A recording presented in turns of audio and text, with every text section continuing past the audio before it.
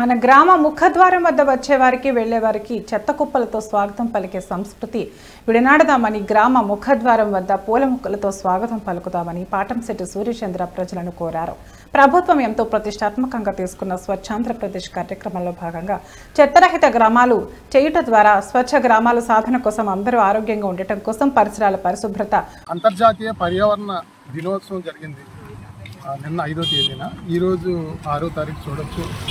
అంటే ప్రతి గ్రామంలో కూడా ఈ రకంగా చెత్త 3 ఎంట్రన్స్లోనే వేయడం జరుగుతూ ఉంది. చూడండి ఎలా కాలుస్తున్నారో. ఈ కాల్చడం వల్ల ఏమవుతుందంటే ఈ ప్లాస్టిక్ చెత్త అంతా విపరీతంగా కాల్చడం వల్ల అనేక రకాల అనారోగ్యాలు వస్తూ ఉన్నాయి. ముఖ్యంగా క్యాన్సర్ వస్తూ ఉంది. మొన్న ఈనాడు పేపర్లో చూడడం జరిగింది.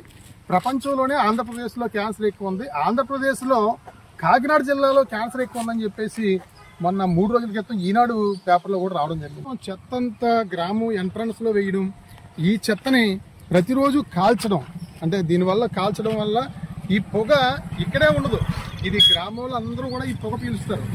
కాబట్టి ప్రతి ఒక్కరిని కూడా మేము కోరుతా ఉన్నాం, పంచాయతీకి సహకరించండి, ప్రభుత్వానికి సహకరించండి. ఇంటికి ప్రతిరోజు రిక్షాలు వస్తూ ఉన్నాయి, పంచాయతీ రిక్షాలు, ట్రాక్టర్లు వస్తూ ఉన్నాయి. తడి చెత్త పొడి చెత్త మీరు ఎడదీసి ఇచ్చినట్లయితే అది చెత్త నుండి సంపద తయారీ కేంద్రం దగ్గరికి తీసుకెళ్ళి అక్కడే తడి చెత్త పొడి చెత్తల్ని అక్కడ మళ్ళీ ఎరువు కింద తడి చెత్తను తయారు చేస్తారు. పొడి చెత్తని ఈ ప్లాస్టిక్ ఐటమ్లన్నీ కూడా మళ్ళీ అమ్మడం జరుగుద్ది.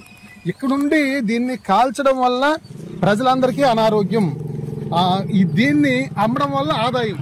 గౌరవ ముఖ్యమంత్రి శ్రీ నారా చంద్రబాబు నాయుడు గారు, ఉప ముఖ్యమంత్రి శ్రీ పవన్ కళ్యాణ్ గారు స్వచ్ఛాంధ్రప్రదేశ్ కావాలి, స్వర్ణాంధ్రప్రదేశ్ కావాలి, పరిసరాలు పరిశుభ్రంగా ఉండాలని చెప్పేసి వారు తప్పిస్తున్న పరిస్థితుల్లో మరి ప్రతి గ్రామంలోని కూడా ఊరు ఎంట్రన్స్ వచ్చేటప్పటికి మంచి చక్కని ఆహ్లాదకరమైన మొక్కలతో స్వాగతం పలకాలు తప్పించి ఈ రకమైన చెత్త కుప్పలతో స్వాగతం పలకడం అనేది మనం మానుకోవాలి.